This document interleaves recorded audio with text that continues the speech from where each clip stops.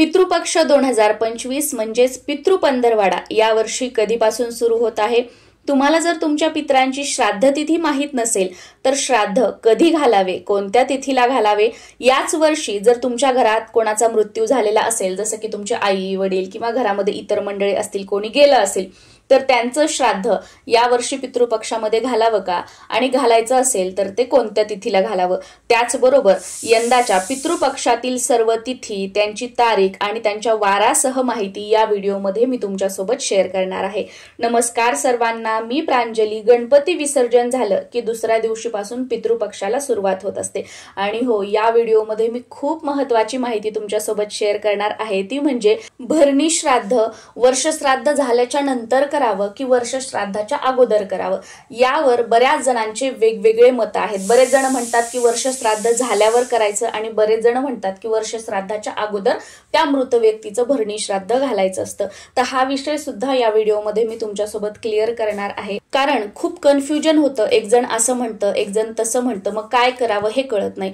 यावर्षी माझे स्वतःचे वडील वारलेले आहेत आणि मागच्या वर्षी सुद्धा माझ्या घरातले जवळचे व्यक्ती गेलेले आहेत, त्याच्यामुळे माझ्या स्वतःच्या अनुभवावरून किंवा आमच्या घरात आम्ही काय केलेलं आहे त्याच्यावरून मी तुम्हाला भरणी श्राद्धाविषयी माहिती सांगणार आहे। या पितृपक्षाच्या 15 दिवसात पितृलोकातून आपले पित्र म्हणजे आपले जे पूर्वज वारलेले आहेत किंवा आपल्या घरातील जे 3 पिढ्यांपर्यंतची मंडळी वारलेली आहेत तर ती या पृथ्वीवर येत असतात असं म्हटलं जातं आणि त्यांच्यासाठी मग या 15 दिवसात आपल्याला तर्पण विधी करायचा असतो, श्राद्ध विधी करायचा असतो, त्यांचं स्मरण करून त्यांच्या नावे आपल्याला दान करायचं असतं।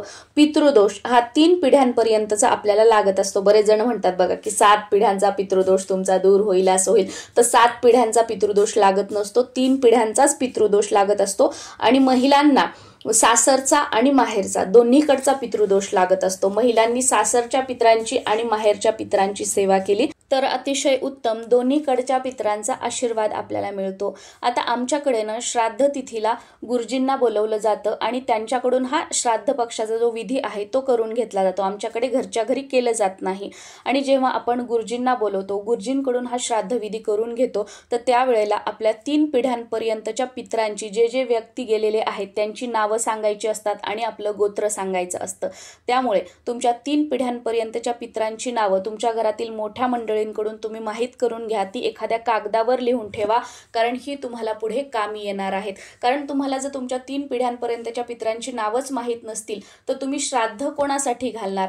मग 3 पिढ्यांच्या पितरांचं नाव घेऊन त्यांच्यासाठी हा सगळा विधी केला जातो, त्यांच्या नावे सगळ्या गोष्टी केल्या जातात, म्हणजे त्यांना शांती मिळते आणि 3 पिढ्यांच्या पितरांचा आशीर्वाद आपल्याला मिळतो। आणि तुम्हाला तुमचं गोत्र सुद्धा माहीत असणं खूप गरजेचं आहे। गोत्र सुद्धा एका कागदावर लिहून ठेवा, तुमच्या घरातील, तुमच्या भावकीतील मोठ्या मंडळींना विचारा, त्यांच्याकडून ही माहिती तुम्हाला नक्कीच मिळेल। आणि समजा तुम्ही गुरुजींना बोलावून जरी हे श्राद्ध पक्षातील विधी करत नसाल तर घरच्या घरी तुम्ही तुमच्या 3 पिढ्यांपर्यंतच्या पितरांचं नाव घ्यायचं, तुमच्या गोत्राचा उल्लेख करायचा आणि त्यांना मग तुम्ही तर्पण देऊ शकता किंवा त्यांना दक्षिणेकडे तोंड करून अर्घ्य देऊ शकता किंवा पितरांच्या नावे आपल्या घरातील दक्षिण दिशेला एक दिवा लावू शकता, पितृस्तुती, पितृस्तोत्र म्हणू शकता, 3 पिढ्यांच्या पितरांचं नाव घेऊन त्यांच्या नावे तुम्ही दानधर्म करू शकता। म्हणजे काय की तुमच्या घराण्यातील 3 पिढ्यांच्या पितरांची नावं तुम्हाला माहीत असणं आणि तुमचं गोत्र तुम्हाला माहीत असणं हे खूप गरजेचं आहे। आपल्याला बघा, आपल्या पूर्वजांच्या संपत्तीचा वाटा मिळत असतो।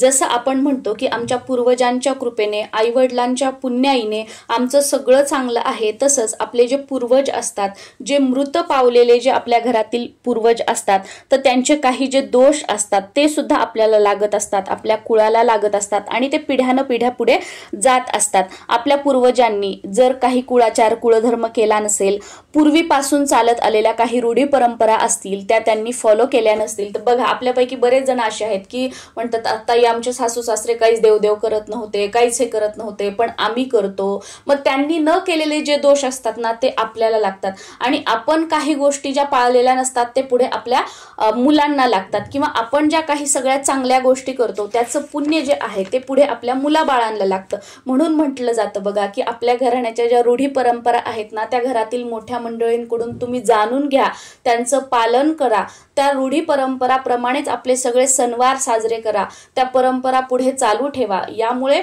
आपल्याला आशीर्वादच मिळतो आपल्या पूर्वजांचा असेल किंवा त्या रूढी परंपरा पाळल्यामुळे त्या ज्या देवता असतात त्यांचा आशीर्वाद मिळतो आणि जे काही असे हे दोष असतात किंवा जे आपले भोग असतात त्याची तीव्रता जी असते ना ती कमी होते. पण आजकाल बरेच जण काय करतात की आपल्या घराण्याच्या रूढी परंपरा सोडून देतात आणि जे आपण व्हिडिओमध्ये ऐकतोय, गुगलवर वाचतो, या गोष्टी जास्त फॉलो करतात.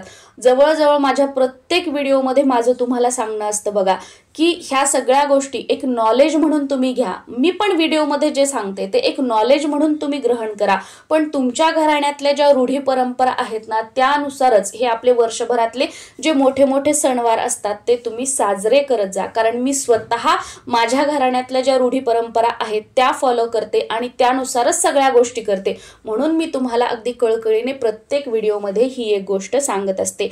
आणि हे पितृपक्षाचे जे 15 दिवस असतात ना त्याच्यामध्ये म्हणूनच आपल्याला आपल्या पितरांसाठी तर्पण विधी करायचा असतो, गुरुजींना बोलवून काही विधी करायचा असतो, त्यांच्या नावे दानधर्म करायचा असतो.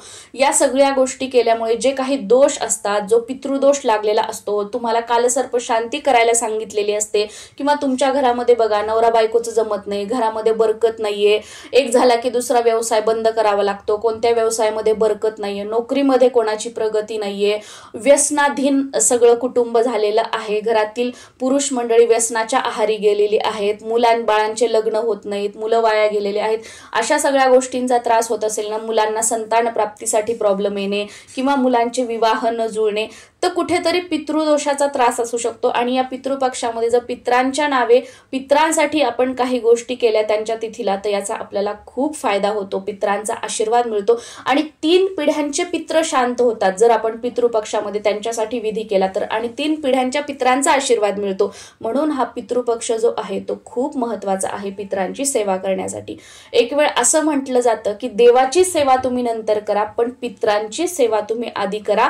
म्हणजे ज्याही काही सेवा, जेही काही उपाय तुम्ही करताय, जेही काही कष्ट काम तुम्ही करताय त्याचा योग्य तो मोबदला मिळून त्या क्षेत्रामध्ये त्या कामामध्ये आपली प्रगती होते आणि जोही काही पैसा, जीही काही कमाई आपल्याला मिळते तर त्यामध्ये आपल्या घरात बरकत राहते. महिलांनो, खास करून तुमच्यासाठी पितृपक्षाच्या या 15 दिवसामध्ये आवर्जून काही नियमांचं आपल्याला पालन करायचं असतं.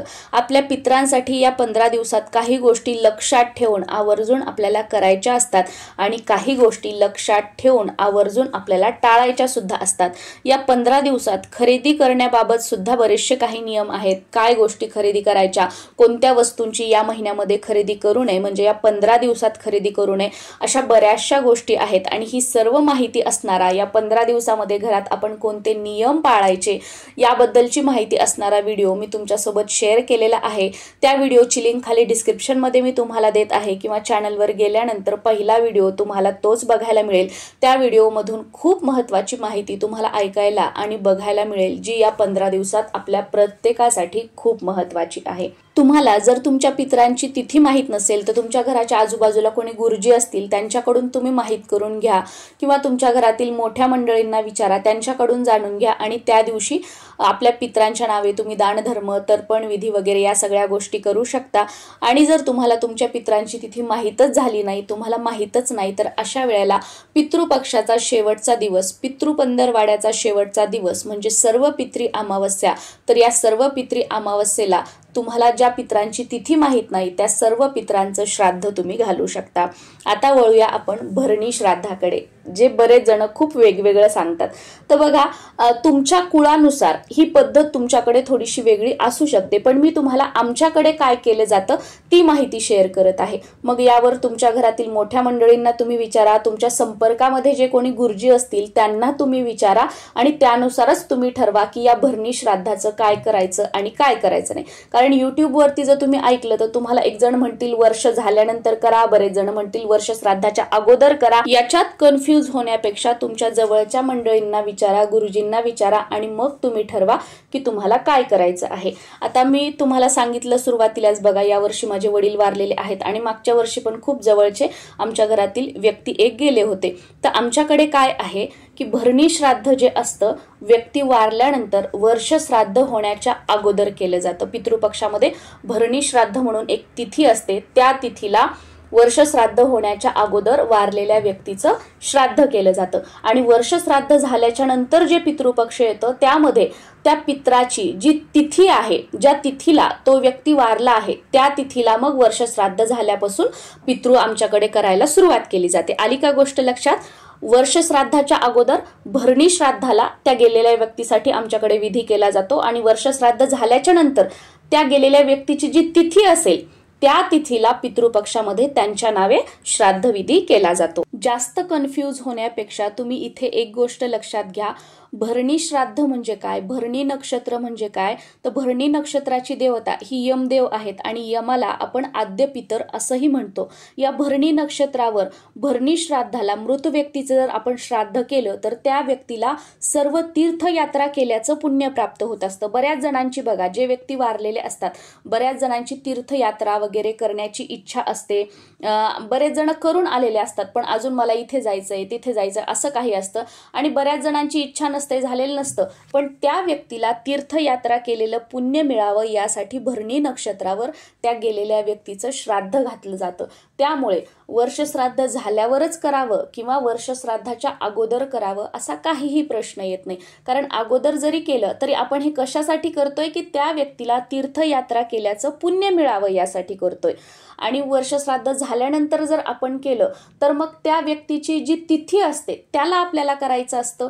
मग तुम्ही वर्ष श्राद्ध झाल्यावर जर भरणी तिथीला केलं मग त्या व्यक्तीच्या मृत तिथीला तुम्ही काय करणार? मग पितृपक्षात तुम्ही 2-2 वेळा हे करणार का? तुमच्याकडे असं करत असतील तर तुम्ही करू शकता, काही हरकत नाही, पण आमच्याकडे मात्र आता माझे वडील जानेवारीमध्ये वारले तर या पितृपक्षामध्ये आम्ही भरणी नक्षत्रावर भरणी श्राद्धाच्या दिवशी त्यांचं भरणी श्राद्ध करणार आहोत आणि पुढच्या वर्षी त्यांचं वर्ष श्राद्ध झाल्यानंतर जो पितृपक्ष येतो तर त्या पितृपंधरवाड्यामध्ये त्यांची जी तिथी असेल त्या तिथीला आम्ही त्यांचं श्राद्ध विधी किंवा पक्षविधी जो असतो तो करणार आहोत। तर तुमच्यानुसार तुम्ही ठरवू शकता, तुमच्या भागातील गुरुजी काय सांगतात, तुमच्या घरातील मोठी मंडळी काय म्हणतात त्यानुसार तुम्ही हे ठरवा, कारण प्रत्येक कुळानुसार ह्या ज्या गोष्टी आहेत ना त्या वेगवेगळ्या असू शकतात। बऱ्याच जणांकडे वर्ष श्राद्ध झाल्यानंतर भरणी श्राद्ध केलं जातं आणि बऱ्याच जणांकडे वर्ष श्राद्ध होण्यापूर्वी जेव्हा पितृपक्ष येतो तर त्यावेळी भरणी नक्षत्रावर भरणी श्राद्ध केलं जातं। आमच्याकडे वर्ष श्राद्धाच्या अगोदर भरणी नक्षत्रावर गेलेल्या व्यक्तीचं भरणी श्राद्ध केलं जातं आणि वर्ष श्राद्धानंतर त्यांच्या तिथीला श्राद्ध विधी केला जातो। यावर्षी पितृपंधरवाडा म्हणजे पितृपक्ष हा 8 सप्टेंबर 2025 वार सोमवारी सुरू होत आहे। तसं तर 7 तारखेला पौर्णिमा आहे बघा, ज्यांचं पौर्णिमा तिथीचं श्राद्ध आहे त्यांनी हे श्राद्ध पौर्णिमा तिथीला न करता 11 तारखेला किंवा 14 तारखेला किंवा 15 तारखेला किंवा 18 तारखेला किंवा 21 तारखेला यापैकी कोणत्याही एका तारखेला एका दिवशी तुम्हाला पौर्णिमा तिथीचं श्राद्ध करायचं आहे आणि 8 सप्टेंबर 2025 वार सोमवार या दिवशी खऱ्या अर्थाने श्राद्ध महालय आरंभ सुरू होत आहे। प्रतिपदा श्राद्धाचा पहिला दिवस या दिवशी आहे 8 सप्टेंबर 2025 वार सोमवार। 9 सप्टेंबर वार मंगळवार या दिवशी आहे द्वितीया श्राद्ध। 10 सप्टेंबर वार बुधवार या दिवशी आहे तृतीया श्राद्ध आणि चतुर्थी श्राद्ध। 11 सप्टेंबर वार गुरुवार या दिवशी आहे पंचमी श्राद्ध आणि भरणी श्राद्ध। 12 सप्टेंबर वार शुक्रवार या दिवशी आहे षष्ठी श्राद्ध।